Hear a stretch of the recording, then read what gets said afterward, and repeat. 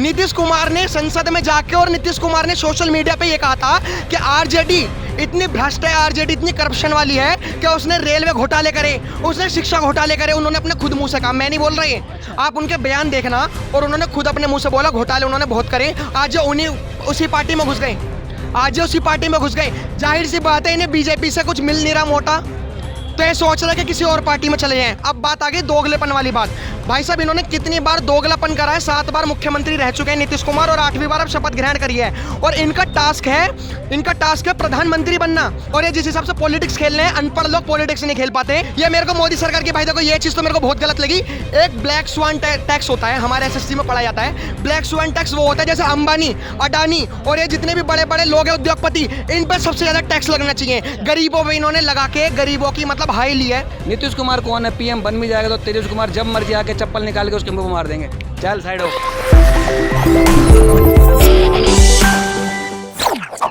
स्वागत है आपका दी कंडाप में। मैं हूं आपके साथ अहमद समीर। दोस्तों कल यानी मंगलवार को बिहार की राजनीति में भूचाल आ गया। बिहार के सीएम, बिहार की अपने सीएम की कुर्सी बचाने के लिए उन्होंने सीएम पद से इस्तीफा दे दिया। जी हाँ, मैं नीतीश कुमार की बात कर रहा हूँ। कल उन्होंने अपना इस्तीफा सौंप दिया। दोस्तों आजकल बीजेपी हर तरह से जोड़ तोड़ की राजनीति करती है, लेकिन कल उन्हीं के साथ खेला हो गया। जी हाँ, कल बिहार में नीतीश कुमार ने अपना इस्तीफा सौंप दिया और साथ ही उन्होंने अपने गठबंधन को भी तोड़ दिया। इसी बीच हम यहाँ मौजूद हैं राजीव चौक में, दिल्ली के राजीव चौक, और लोगों से हम बात करने की कोशिश करें और जानने की कोशिश करें वो इस बारे में क्या सोचते हैं, क्योंकि बीजेपी सरकार बनाने के लिए माहिर रहती है। चाहे आप गोवा की बात करो, चाहे आप मध्य प्रदेश की बात करो, आप कहीं भी देख लो, बीजेपी अपना जोड़ तोड़ की राजनीति करके अपना सरकार बनाती है। लेकिन कल बिहार में उनके साथ खेला हो गया। अच्छा, बीजेपी हमेशा जोड़ तोड़ के सरकार बनाती है, आप महाराष्ट्र देखो, मध्य प्रदेश देखो, लेकिन कल बिहार में उन्हीं के साथ खेला हो गया। क्या कहना चाहेंगे? भाई साहब मैं तो पहली बात तो मैं कह रहा हूँ, बोलने से पहले मैं किसी पॉलिटिक्स पार्टी से नहीं हूँ। चोर हर कोई होता है, चोर हर नेता में मिलेंगे, चोर हर पार्टी में मिलेंगे। अगर समाजवादी पार्टी 100% चोर है, कांग्रेस 95% चोर है, आम आदमी पार्टी 90% चोर है और बीजेपी पूरा 10-10% चोर है। चोर तो भाई सभी में मिलेंगे, चोर सभी में मिलेंगे। अब बात आ गई दोगलेपन वाली बात। भाई साहब इन्होंने कितनी बार दोगलापन करा है, 7 बार मुख्यमंत्री रह चुके हैं नीतीश कुमार और 8वीं बार अब शपथ ग्रहण करी है। और इनका टास्क है प्रधानमंत्री बनना। और ये जिस हिसाब से पॉलिटिक्स खेल रहे हैं, अनपढ़ लोग पॉलिटिक्स नहीं खेल पाते। ये जितनी अपनी भाई साहब मैं पहली बात तो आज जनता से सवाल करना चाहता हूँ कि बिहार में कितने काम हुए। आज की डेट में जो माना जाता है कि बिहार में सबसे ज्यादा पढ़े लिखे लोग निकलते हैं, वो लोग निकलते पता क्यों है? हाँ, IAS IPS बनता है वो हमारे दिल्ली में ही। दृष्टि IAS, विजन IAS। मैं भी भाई खैर मैं IAS का तो नहीं कर रहा, SSC का कोचिंग ले रहा हूँ, लेकिन फिर भी मैं देखता हूँ कि बिहार से लोग आते हैं, यहाँ पे आके पढ़ते हैं। क्या बिहार में शिक्षा अच्छी हुई? बिहार में तो आप नीतीश कुमार से पूछेंगे ना भाई, बिल्कुल। और नीतीश कुमार ने काम नहीं करा तो जाहिर सी बात है, पहली बात तो बहुत अच्छा हुआ तो पहले बीजेपी भाई हाँ, मैं वही तो कह रहा हूँ, बीजेपी के साथ थे तो हम लोग कुछ बोल नहीं पाते थे, क्योंकि हमें लगता था कि बीजेपी एक ऐसी चाल चल रही है। क्योंकि देखो बीजेपी जो काम करती है उसके पीछे कोई ना कोई मोटिव होता है। अगर उसने आज GST लगाई है, जो कि गरीब इंसान मर रहा है, जो रोजमर्रा की चीज़ों पर लगाई है, गरीब इंसान मर रहा है, लेकिन कुछ चीज़ों के पीछे लगाई है। अगर GST भी लगाई है ना 2024 तक, मेरे को लगता है अभी पता है हमारे देश की जो GDP है 660 अरब डॉलर कर्जे में है, 660 अरब डॉलर। तो मुझे कहीं ना कहीं उम्मीद है कि हमारा जो देश का कर्जा है वो सारा समाप्त हो जाएगा। पैसा गरीबों से लिया जाएगा GST के मामले? नहीं, अमीरों से भी लिया जाना चाहिए। ये मेरे को मोदी सरकार की, भाई देखो ये चीज़ तो मेरे को बहुत गलत लगी। एक ब्लैक स्वान टैक्स होता है, हमारे SSC में पढ़ा जाता है। ब्लैक स्वान टैक्स वो होता है जैसे अंबानी, अडानी और ये जितने भी बड़े बड़े लोग हैं उद्योगपति, इन पर सबसे ज़्यादा टैक्स लगना चाहिए। गरीबों पर इन्होंने लगा के गरीबों की मतलब हाई ली है। अच्छा, आप नीतीश कुमार को पलटू राम कहेंगे? क्यों पहले तो RJD पलटू राम कहते थे, अब बीजेपी उसे पलटू राम कहते, तो क्या जनता क्या कहेगी? देखो जनता ये कहेगी, जनता अनपढ़ होती है।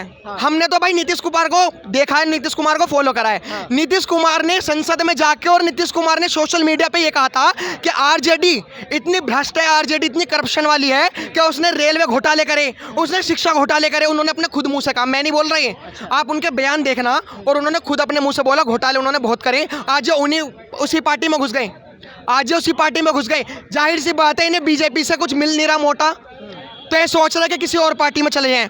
देखो ईडी को बदनाम नहीं करना चाहिए। अच्छा। ईडी एक स्वतंत्र जांच एजेंसी है, उसको अपना काम कर देना चाहिए।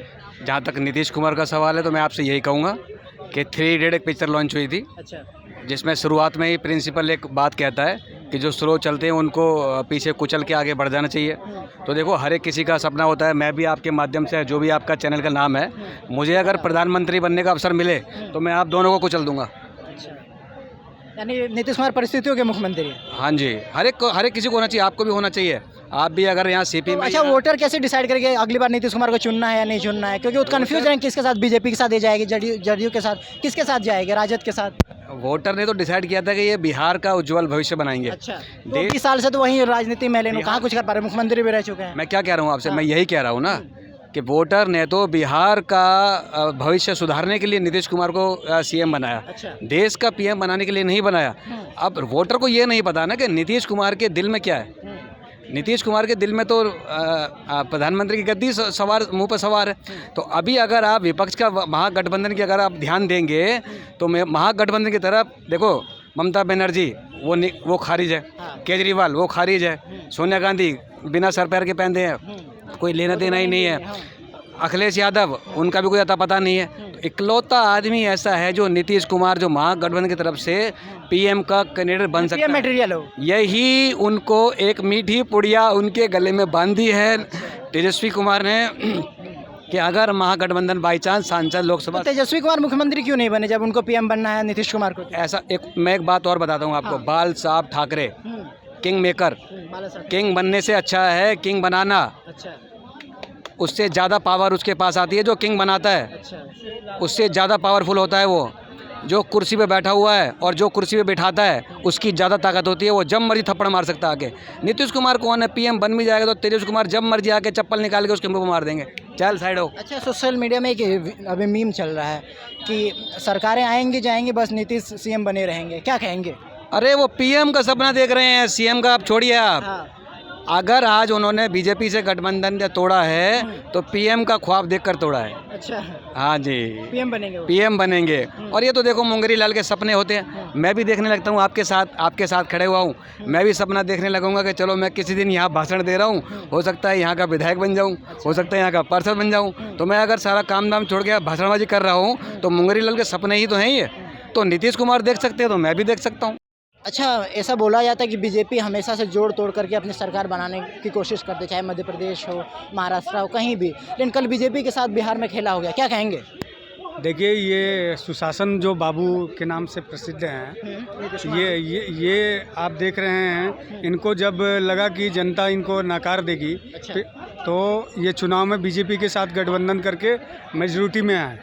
उसके बाद जब दिखने लगा इनको कि हमारी मेजॉरिटी बिहार में मतलब बीजेपी की मेजॉरिटी हमसे मजबूत हो रही है, तो ये क्या है ना, गठबंधन तोड़ करके उस पर आरोप लगा रहे हैं कि मतलब सरकार गिराने का साजिश करके, और फिर जाकर के तेजस्वी की गोदी में बैठ गए। चुनाव के समय इन्होंने कहा था कि तेजस्वी की जो राजद है वो भ्रष्टाचार से लिप्त है। अच्छा। और अपने आप को बहुत अच्छा नेता साबित कर रहे थे। बीजेपी के लोग तब अच्छे थे और अभी खराब हैं। अच्छा, इससे पहले भी तो नीतीश कुमार राजद के साथ थे, तब उन्हें भ्रष्टाचार बोला। इससे पहले वो बीजेपी के साथ है, तो ये कहीं ना कहीं तो सबके साथ धोखा करा था। आप कैसे कह रहे हैं कि वो नहीं, तो ये नीतीश कुमार की फितरत है।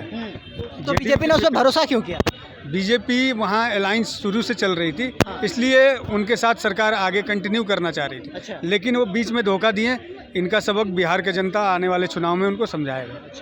अच्छा, ये कहा जाता है कि जो बीजेपी है वो जोड़ तोड़ की राजनीति करती है, तो इस पर आप क्या कहेंगे? कोई मतलब खरीद फरोख्त की राजनीति करती है, या फिर मतलब इनके साथ जो खेला हो जाता है वो सही है? देखिए, क्या है ना कि बीजेपी जो है वो मध्य प्रदेश का उदाहरण है, राष्ट्रवाद को बढ़ाने का काम करती है। उससे प्रेरित होकर के किसी दल के अगर विधायक हमारे साथ आते हैं तो स्वागत है, अगर नहीं आते हैं तो उनको ज़बरदस्ती थोड़ी हम ला रहे हैं। जी बिल्कुल। या वो तो बोलता है कि आप असम में देखें, वहाँ के गुवाहाटी में बड़ा सा होटल में विधायक को बंद कर दिया गया, तो वो तो बोले पैसे से ला रहा है, राष्ट्रवाद के कारण तो नहीं आ रहा है। नहीं, पैसे से नहीं। हाँ। देखिए, विधायक अपने मर्जी से आ रहे हैं। हम अगर उनको पैसा दे करके लाएंगे और उनकी मर्जी नहीं रहेगी, हमारे साथ बहुत दिन तक नहीं रह सकते हैं। लेकिन वो नरेंद्र मोदी और देश का जो एक राष्ट्रवाद का अलख जगह है नरेंद्र मोदी की सरकार आने के बाद, उससे प्रेरित होकर के हमारे आ रहे हैं पार्टी। झारखंड में भी यही कोशिश करी गई थी कि वहाँ विधायकों को खरीद फरोख्त के सरकार बनाए, तो क्या कहेंगे? देखिए, क्या है कि वहाँ के जो विधायक है इरफान अंसारी, हमेशा से विवादों में उनसे उनका नाता रहा है, जैसा मैं जानता हूँ। तो इस बार भी वो कुछ खेला करने के लिए बंगाल और आसाम गए थे, ठीक है, उनका खेला पकड़ा गया, उनके ही विधायक उनके खिलाफ केस किए हैं। तो क्या बीजेपी ने उनको साथ दिया था क्या? बीजेपी तो चाहेगी ना, अगर हमारे साथ हमारे विपक्षी दल के विधायक अगर आएंगे तो उनका स्वागत है, आकर के सरकार बनाएं। सरकार बना करके भाई हम जो आगे बढ़ा रहे हैं राष्ट्रवाद का, वहाँ झारखंड में भी बढ़े। अच्छा, एक मीम चल रहा है अभी सोशल मीडिया में काफ़ी ज़्यादा, सरकारें आएंगी सरकारें जाएंगी, बट नीतीश कुमार हमेशा मुख्यमंत्री बने रहेंगे, क्या कहेंगे? लेकिन नीतीश का ज़माना अब धीरे धीरे लद रहा है, क्योंकि बिहार की जनता अब देख रही है कि ये हमेशा इस तरह से काम करते हैं, कभी बीजेपी के साथ सरकार बनाते हैं, कभी राजद के साथ, लेकिन इनका आइडियोलॉजी कहीं से नहीं नज़र आ रहा है। तो जब तक ये आइडियोलॉजी के साथ अगर नहीं आएंगे तो बिहार की जनता अब इनके झांसे में नहीं आने वाली है, आने वाले चुनाव में इनको सबक सिखाया जाएगा। अच्छा, एक और नारा जदयू हमेशा देती है, बिहार में बाहर बा जदयू की सरकार बा, नीतीश कुमार बा, क्या कहेंगे?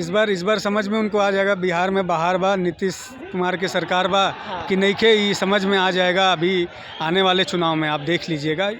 क्योंकि जनता सबक सिखाएगी, जनता एकदम सबक सिखाएगी और उनको मुंह तोड़ जवाब देगी, ताकि आने वाले समय में जिसकी भी साथ ये लोग गठबंधन करें उनके साथ पूरा टेन्योर बिताएं।